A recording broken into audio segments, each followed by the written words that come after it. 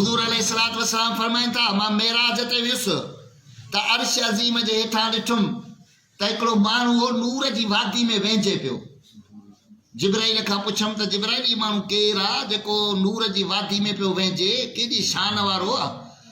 त जिब्राइल अर्ज़ कयो या रसूलल्लाह रजुलुन क़ल्बुहु मुअल्लकुन बिल मसाजिद, ही उहो माण्हू आहे जंहिंजी दिलि मस्जिद सां ॻंढियल हूंदी। दुकान ते हुयो पर दिलि जो ताल्लुक मस्जिद सां हुयसि। लांच में हो, बेड़े में हुयो, कमकार में हुयो, घर में हुयो, पर दिलि जो ताल्लुक मस्जिद सां हुयसि।